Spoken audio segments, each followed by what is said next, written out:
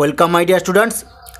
আজ আমি দশম শ্রেণীর গণিতের কোষে দেখি 1.1 আজকে 3 দাগ ও 4 দাগের অঙ্কগুলি সলভ করব। চলো তাহলে শুরু করি।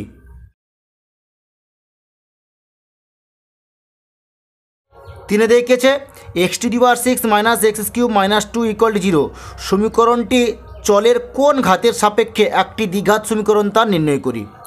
দেখো অঙ্কটা খুবই সহজ, যেরকম আছে তোমাদের বইতে আমি সেরকম অঙ্কটা তুলে নিচ্ছি। অঙ্কটা আছে x⁻6 - x³ - 2 = 0। এটা কি বলা আছে যে সমীকরণটি চলের কোন ঘাতের সাপেক্ষে এটি একটি দ্বিঘাত সমীকরণ তা আমি বার করব।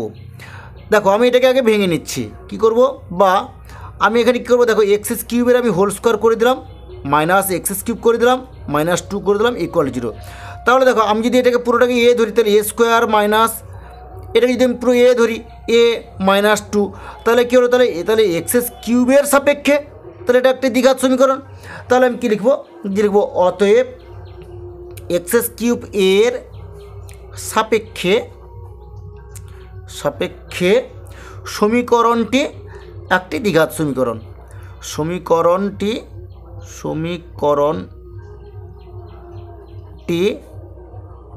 একটি দ্বিঘাত সমীকরণ।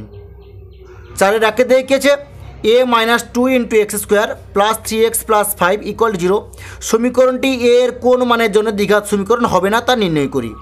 দেখো অঙ্কটা যেরকম তোমাদের বইতে আছে সেম একই রকমভাবে আমি খাতায় অঙ্কটা তুলে নিচ্ছি। এখানে আছে a - 2 × x² + 3x + 5 = 0।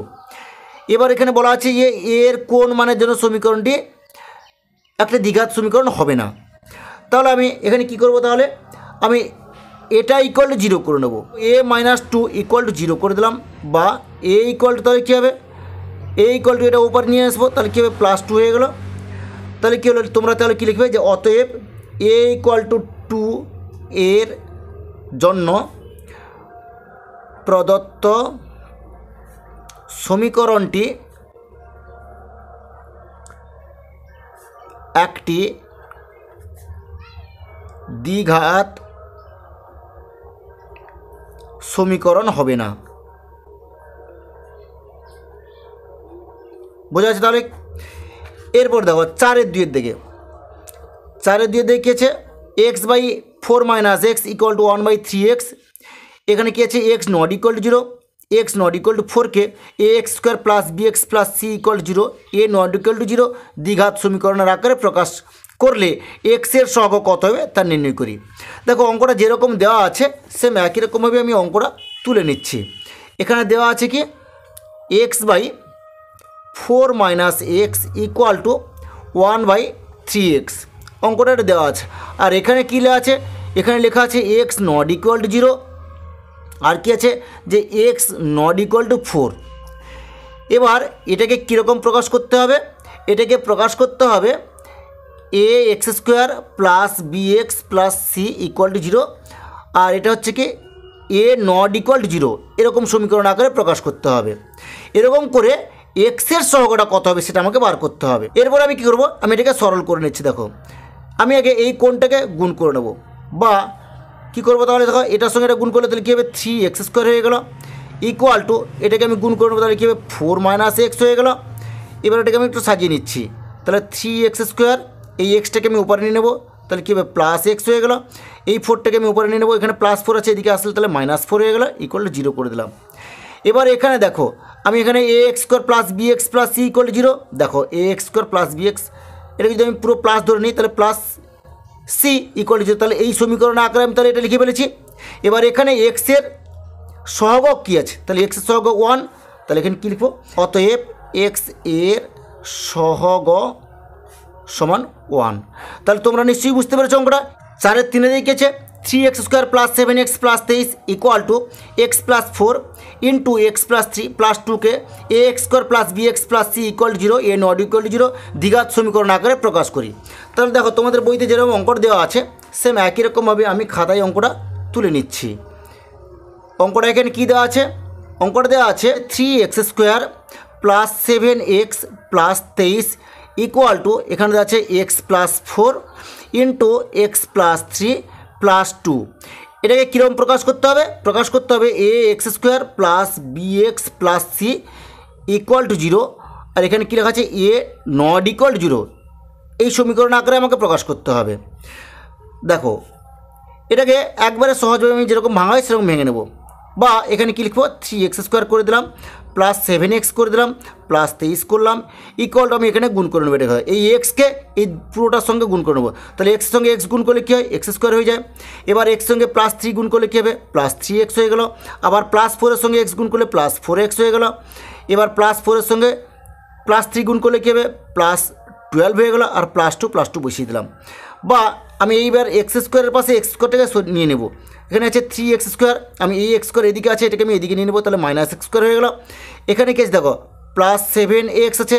এবার 3x 4x 7x হয়ে যাচ্ছে, প্লাস 7x আমি ওটাকে উপরে নেবো। তাহলে কী হবে? মাইনাস 7x করে দিলাম। প্লাস এখানে কী আছে দেখো 23 আছে, 23 করলাম। এখানে 12 আর 2 14, প্লাস 14 আমি ওটাকে উপরে নিয়ে নেবো। তাহলে কি মাইনাস 14 হয়ে গেল ইকুয়াল টু 0 করলাম। এবার আমি এটাকে সরল করে নিচ্ছি দেখো। বা 3x স্কোয়ার থেকে এক্স স্কোয়ার বাদ দিলে কী হয়? 2x স্কোয়ার হয়ে গেল। প্লাস এবার এখানে দেখো প্লাস 7x মাইনাস 7x কেটে গেল।